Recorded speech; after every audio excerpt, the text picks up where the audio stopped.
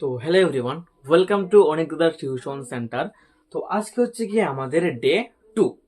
তো গতকালকে ডে 1-এ আমরা এম ইজ আর এর ইউজ বা ব্যবহার শিখেছিলাম। আমরা এগুলা নিয়ে কিভাবে আমরা সেন্টেন্স তৈরি করি, নিজেকে নিয়ে, আমার অন্য একজন বন্ধুকে নিয়ে বা অন্য যে কোনো একজনকে নিয়ে, অন্য যে কোনো অনেকজনকে নিয়ে কি করে বলতে হয়, কি করে আমরা নিজে নিজের প্রশ্নের উত্তর দিতে হয়। তো এইরকম আমরা গতকালকে শিখেছি প্রশ্নের উত্তর দেওয়া, কিন্তু আমাদের কথা বলার জন্য আমাদের প্রশ্নটা কিন্তু মাস্ট ইম্পর্টেন্ট। কোয়েশ্চেন না করলে কিন্তু উত্তর পাবে না, আর প্রশ্ন না করলে কিন্তু কথাটা কিন্তু এগোয় না। আমরা সবাই জানি কথা বলতে হলে কিন্তু প্রশ্ন করতেই হয় একে অপরকে। তো আজকে আমরা শিখবো প্রশ্ন করা। তো দেখো, প্রশ্ন নর্মালি দু রকমের হয়। একটা হচ্ছে কি লং আনসার, আর একটা হচ্ছে কি শর্ট আনসার। শর্ট কি? শর্ট মানে যেমন যেমন ধরো ইয়েস বা নো। তুমি কি লিখছো? ইয়েস। তুমি কি প্র্যাকটিস করছো? ইয়েস। স্যার কি প্র্যাকটিস করেছেন? ইয়েস। তুমি কি কাঁদছো? ইয়েস। তুমি কি এখন ঘুমাচ্ছ? ইয়েস বা নো। এইভাবে ইয়েস বা নো দিয়ে যদি আমরা প্রশ্ন করি, এটা হচ্ছে কি আমাদের শর্ট টার্ম আনসার। আর লং টার্ম মানে WH ওয়ার্ড দিয়ে। অর্থাৎ যদি তোমাকে জিজ্ঞাসা করা হয় কেন, কি, কোথায়, কখন, তাহলে এটাকে আমাদের বড় করে আনসার দিতে হয় বুঝিয়ে। কিন্তু আমরা এই WH ওয়ার্ডে আমরা পড়ে যাব, কেননা আমরা এখন বেসিক থেকে শুরু করছি। তাই আমরা এই ইয়েস আর নোর আন্ডারে আমরা কাজ করব। তো দেখো, ইয়েস আর নোটা 5টা হেল্পিং ভার্ব গ্রুপের মধ্যে আমরা কাজ করে। কিভাবে? 5টা হেল্প মানে 5 গ্রুপের হেল্পিং ভার্ব, যেমন ধরো এম ইজ আর এক গ্রুপ, ওয়াজ ওয়ার আরেক গ্রুপ, ডো ডিড ডাজ আরেক গ্রুপ, হ্যাভ হ্যাজ হ্যাড আরেক গ্রুপ, মডেলস আরেক গ্রুপ। মডেলস যেমন ধরো can, could, shall, should, will, would, এগুলো হচ্ছে মডেলস। তারপরে মডেলস নিয়ে একটু পরেই কথা বলবো, কেননা মডেলসটা একটু তোমার জন্য টাফ হয়ে উঠবে প্রথম প্রথম। আমরা আজকে যেমন গতকালকে যেমন এম ইজ আর নিয়ে আমরা সেন্টেন্স তৈরি করেছি, তাই আজকেও আমরা এম ইজ আর এর মাধ্যমে আমরা প্রশ্ন করব। কারণ প্রশ্ন না করলে কিন্তু আমাদের কনভারসেশনটা এগোবে না। ওকে, ফাইন। তো এম ইজ আর, যেমন গতকালকে তোমরা যেমন প্র্যাকটিস করেছিলে, যেমন ধরো আই এম গোয়িং, আমি যাচ্ছি, আই এম ইটিং। এখন প্রশ্ন করতে হলে শুধু কিছু নাই, হেল্পিং ভার্বটা তুমি আগে নিয়ে এসো, এবং সাবজেক্টটা তোমাকে নিয়ে যদি বলো বা অন্য কাউকে যদি নিয়ে বলো, এই সাবজেক্টটা পরে নিয়ে এসো, বাকি সব সেম, কোয়েশনটা তৈরি হয়ে যাবে। কিভাবে? যেমন ধরো যদি বলো যে am I happy today, am I happy today, আমি কি আজকে খুশি? এম আই গোয়িং, আমি কি যাচ্ছি? এম আই ইটিং, আমি কি খাচ্ছি? এম আই প্র্যাকটিসিং, আমি কি প্র্যাকটিস করছি?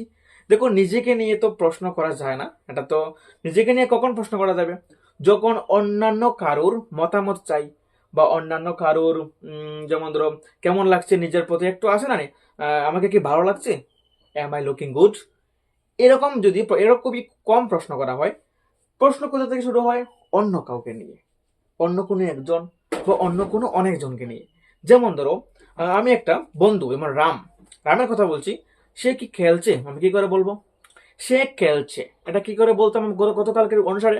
সে খেলছে, রাম ইজ প্লেইং, অর্থাৎ হি ইজ প্লেইং। এখন যদি প্রশ্ন করি সে কি খেলছে, কি করে হবে ওটা?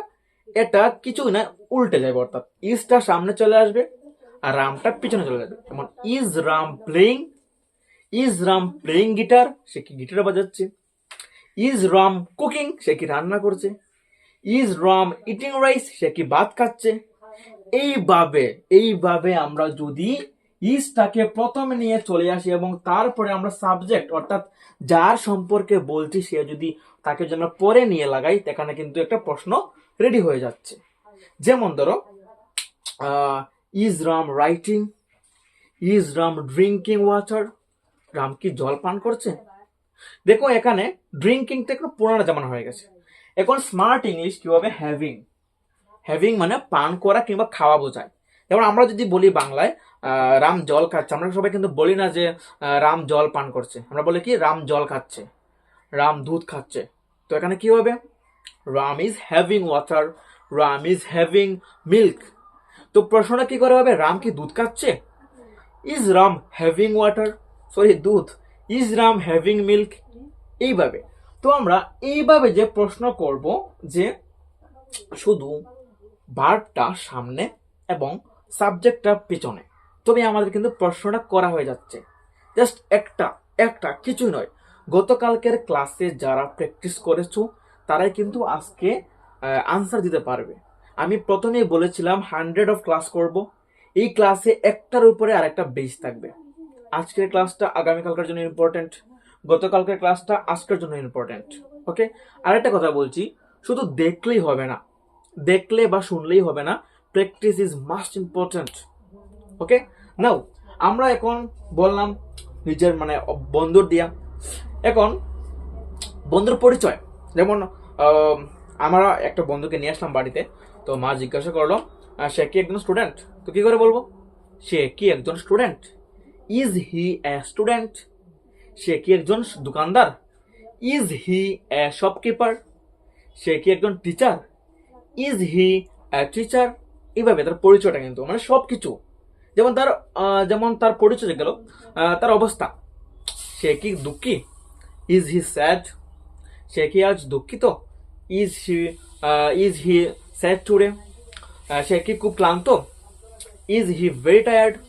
এরকম মানে তার অবস্থা, তার স্টেট, যেটা অবস্থা একই কথা, তার সে কি করছে বা তার কি আইডেন্টি, এই সব কিন্তু এই কোয়েশ্চেনের আন্ডারে আসে। কিছুই নাই, শুধু তুমি বার্বটা উল্টে দাও, বার্বটা সামনে নিয়ে চলে আসো। হেল্পিং বার্ব, কিন্তু হেল্পিং বার্বের আরেকটা নাম বলে কি অক্সিলারি বার্ব, যেটা হেল্প করে, মানে এটা টেন্স বোঝাতে। ওকে, হেল্পিং বার্বটা তুমি সামনে নিয়ে এসো, আর নাউন বা সাবজেক্টটা তুমি, নাউন হবে না, সাবজেক্টটা তুমি পরে নিয়ে চলে আসো। এখানে কিন্তু তোমার কোয়েশ্চেনটা তৈরি হয়ে যাচ্ছে। তারপরে যেমন আমি আমার বন্ধুকে নিয়ে আরো কিছু বলতে চাই। যেমন ধরো সে কি তৃষ্ণার্ত? কি করে বলবে সে কি তৃষ্ণার্ত? কি করে হবে? Is he thirsty? এখন মেয়ে বন্ধু বললাম যে কি বলবো, তাই কি গান গাচ্ছে? তাই বলি আমরা বাংলা ভাষা, তাই কি গান গাচ্ছে? Is she singing? এইভাবে। তাই কি গিটার বাজাচ্ছে? Is she playing guitar? এইভাবে।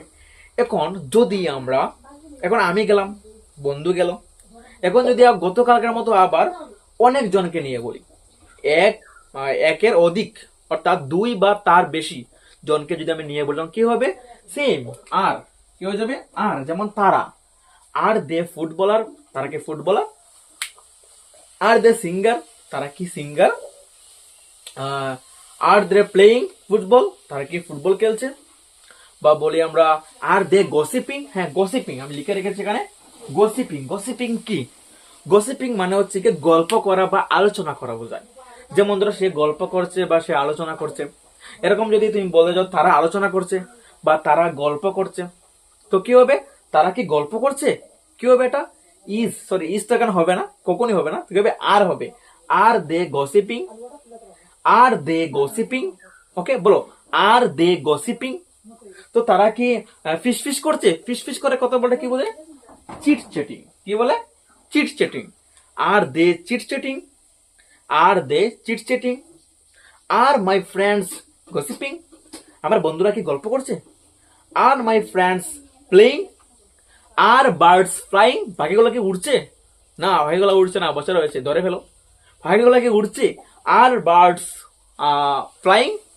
ওকে, তারপরে হচ্ছে কি যে কোনো কিছু, যেমন যেমন যেমন যেমন ধরো একটা অ্যাক্সিডেন্ট হয়েছে, এখানে অনেকগুলো মানুষ ছিল, তো তারা কি চোট পেয়েছে? তো কি করে বলবো তুমি? আর দে ইনজুরেড? আর দে ইনজুরেড অর্থাৎ তার অবস্থাটা, আর দে ইনজুরেড, তারা কি চোট লেগেছে? এগুলা। তো এইগুলা আমরা যদি প্রশ্ন করতে যাই, খুবই ইজি, খুবই সুন্দর, আমাদের কিন্তু এত কঠিন নয়। ইংলিশ জাস্ট এ ল্যাঙ্গুয়েজ, এত মহা কিছু নয় যে আমরা এটা পারবো না, পারবো। তার জন্য প্রয়োজন প্র্যাকটিস। প্র্যাকটিস ছাড়া আজকাল কিছুই হবে না। কেউ যদি গিটার শিখতে যায়, যদি 4-5 দিন শিখে যদি সে যদি চলে আসে, তাহলে তার কি শেখা হবে? অবশ্যই হবে না।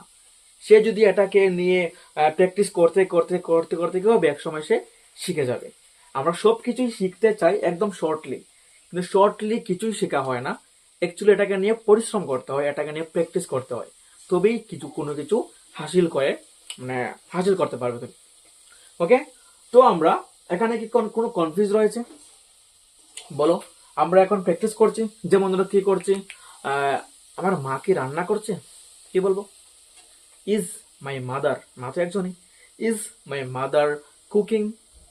ওকে, তুমি কি রান্না করছো? এখন তুমি, এখন তো ইজ ইউ কুকিং এটা হবে না, কিন্তু তুমি ইউ ইউ, তোমার সঙ্গে কিন্তু আর বসবে।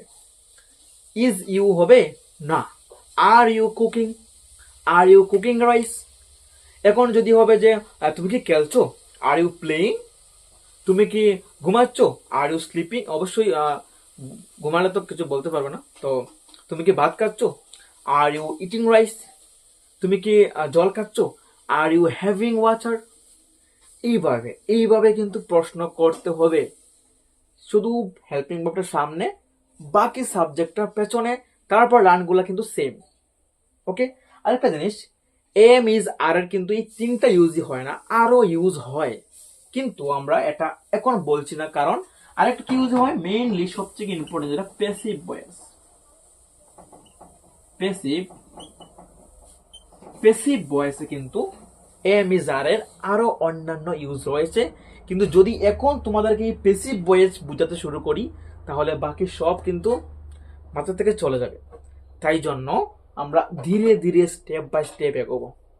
ওকে, তো আই হোপ বোঝা গেছে কিভাবে। ওকে, সুতরাং আমরা আগামীকালকে নিয়ে আসবো নতুন কিছু, যেমন do did does. Do you go, তুমি কি যাও। ডু ইউ প্লে, তুমি কি খেলো।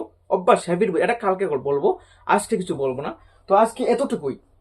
তুমি কি খেয়েছো, তুমি কি, দেখো এখন যদি বলো তুমি কি খেয়েছো, এখানে কিন্তু আইএনজি হবে না, ইটিং হবে না, এটা কিন্তু এই ডুইং ভার্বের আন্ডারে চলে যাচ্ছে।